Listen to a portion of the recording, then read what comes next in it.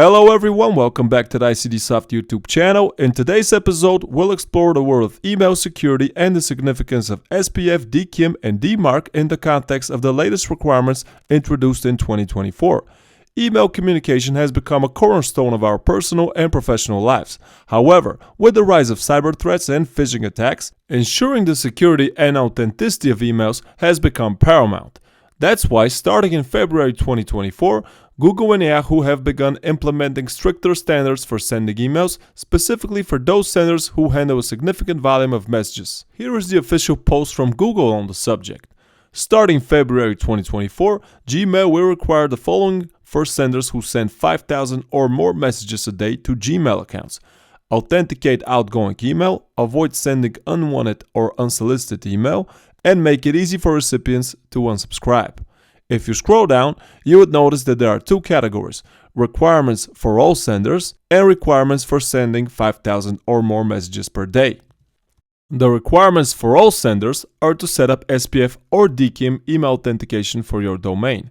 The requirements for sending 5,000 or more messages per day are to set up SPF and DKIM email authentication for your domain, set up DMARC email authentication for your sending domain. Your DMARC enforcement policy can be set to none. That's important to remember, as we'll show later in this video.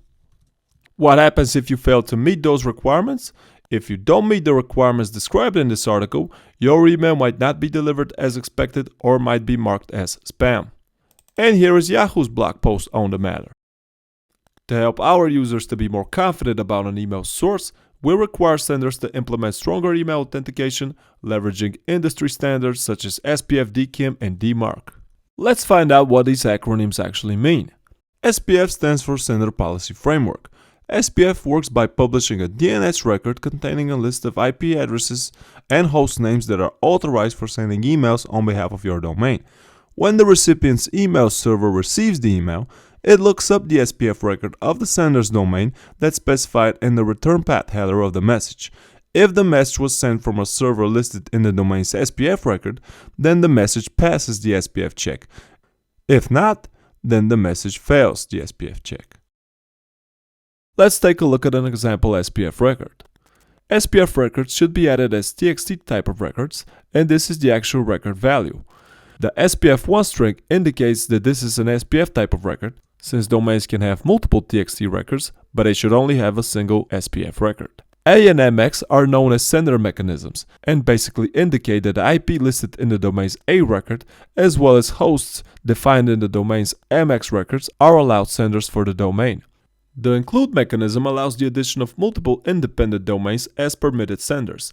In this case, Google Workspace has been included as a permitted sender for the domain. So if you're sending messages from multiple SMTP services, they should all be included in your domain's SPF record using that include mechanism. The last part is known as a qualifier, which tells the receiving server that any messages sent from other mail servers will soft fail the SPF check. You could also use the hard fail by using -o, so messages sent from IP addresses not listed in the SPF will be returned to the sender with an SMTP error. If you're not sure how to construct an SPF record for your domain, you could use an online SPF generator tool. So I'll just go to Google and type in SPF generator. And if you look at the first result, it's MX Toolbox. Let's use it. So now you just need to enter your domain and click on the Check SPF Record button, which will check if you have an existing one. And you can see that we do have a record at the moment, but let's say we don't. So here's how it goes. We'll use the SPF wizard. The first question is, do you send email from your web server? That's important because if you're sending messages from contact forms on your website or any other scripts, and usually that's the case with most websites, you should select yes. And you can see that this just added the A record for our domain, which is basically our web server. So now our web server will be included in our SPF as a permitted sender for our domain. So messages sent from it would pass authentication checks and shouldn't be filtered as spam. The second question is, do you send email from the same server in your MX records? And usually that's also the case. Basically, the MX records list the actual email server for your domain, and you definitely want to have it in your SPF record. So I would select yes. And you can see that the tool just added the MX sender mechanism which we mentioned. And finally, you should enter any third-party systems that may deliver emails for your domain, usually provided to you by the sending system. So if you're using third-party services to send out messages, for example, if you're using ICDSoft's online stores to resell our hosting plans, you should also include the following value: surebillingNetwork.com.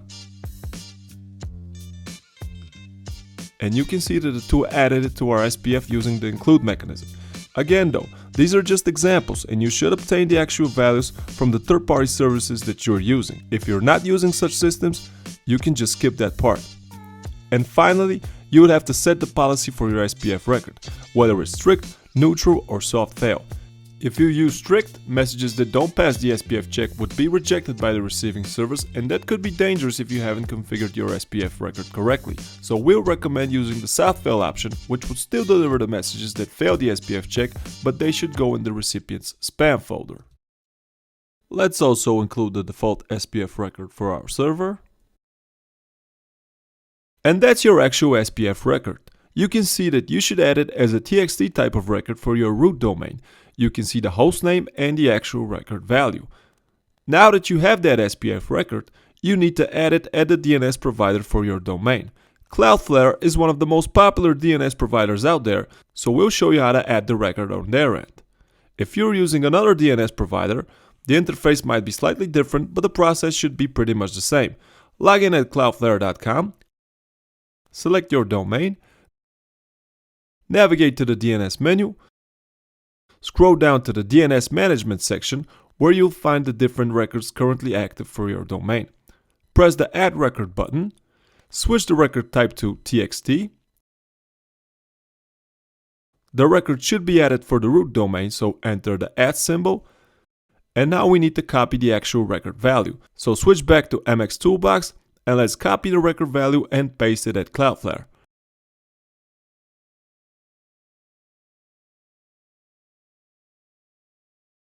Make sure to press the save button at the end, and that's it. If you're hosted with ICDSoft, you don't need an SPF generator too, and you should have an SPF record added by default. To verify that, go to your hosting account control panel, DNS Manager, scroll down to the mail protection section at the bottom, and look at the SPF protection status. You can see that it has been enabled for our domain, and you can see the actual record on top.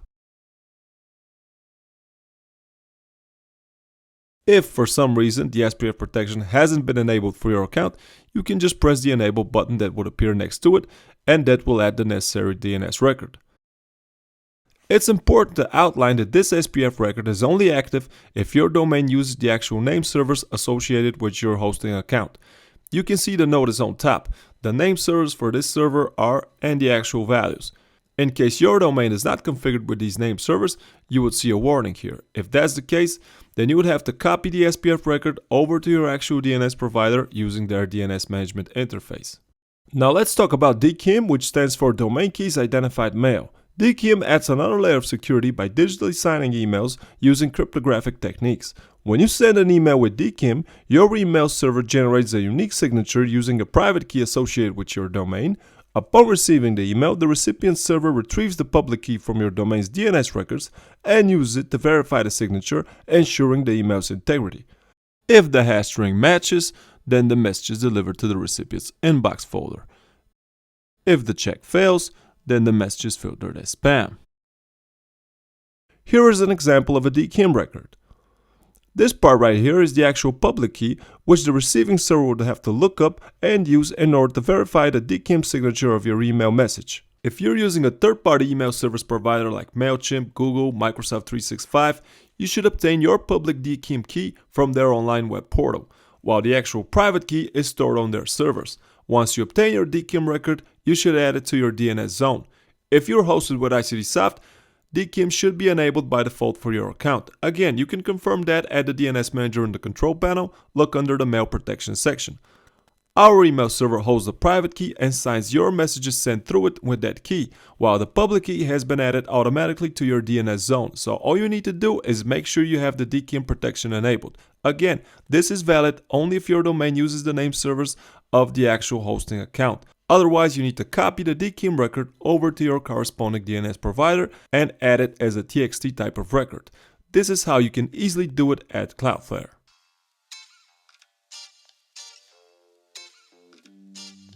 If you're using additional email services like MailChimp, you need to obtain your DKIM record from their website and add it to your DNS zone as a separate record. Domains can have multiple DKIM records, and each record has a unique selector, which is the actual subdomain field here. Last but not least, we have DMARC, which stands for Domain-Based Message Authentication, Reporting and Conformance.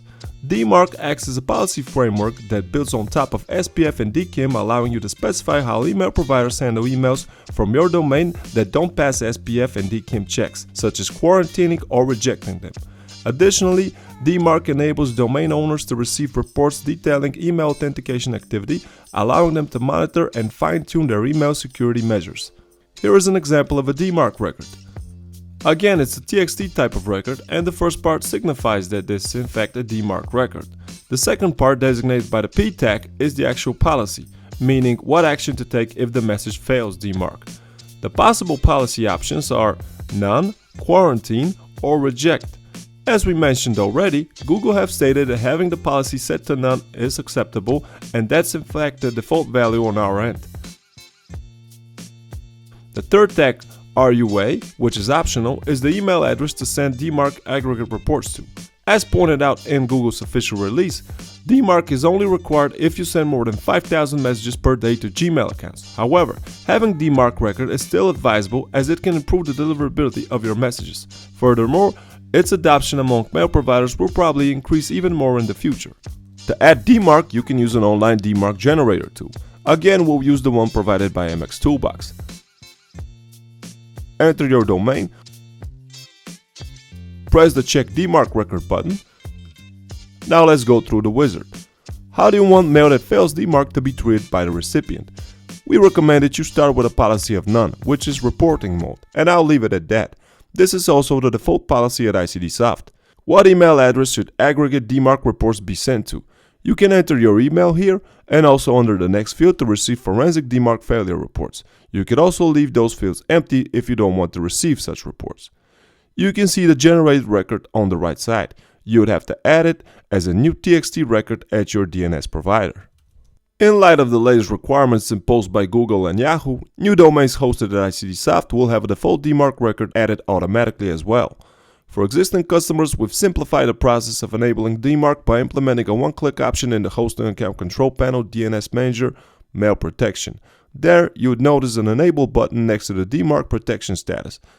Pressing it will add a default TXT record that implements a relaxed DMARC policy for the domain, which is in fact the recommended way to start. If you require a more customized DMARC setup, you can easily edit the TXT record directly via the DNS Manager section and adjust it according to your specific needs. If you are using a different DNS service, you should add the DMARC record on their side, and here's how you can do it at Cloudflare. Press the Add Record button, switch the type to TXT. For the subdomain, enter _DMARC and the actual record value.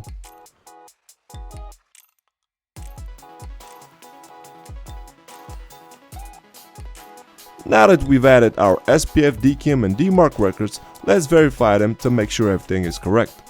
Again, there are a lot of online validator tools and we'll use MX Toolbox.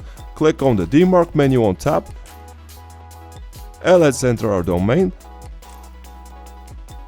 Let's make a DMARC lookup. You can see the notice, Gmail and Yahoo are now requiring DMARC. In terms of the results, everything is correct. There's just one warning about not having an actual quarantine reject policy enabled. That's because our default policy is set to none. We've decided to set the most relaxed policy by default in order to avoid causing potential problems to our customers. This is the recommended way to start, and your messages would still pass the checks performed by Gmail and Yahoo. Let's check the SPF record, switch the drop-down menu to SPF Record Lookup, and you can see that everything checks out there. The last thing is to verify our DKIM record. What's important to remember here is that you should always enter the subdomain for which the DKIM record has been created. In our case, I'll apply this part, DKIM._domain key. Click on the DKIM lookup button and the tool correctly picked up the actual record value from our name servers. Here are the results. DKIM record found, the record is valid, public key is present. To wrap things up, SPF, DKIM and DMARC play crucial roles in improving email security and authenticity. In light of the latest email requirements imposed by Google and Yahoo in 2024, it's really important to set valid SPF DKIM and DMARC records for your domain, and we just show you how you can do it in just a few quick steps. Thank you for watching this video.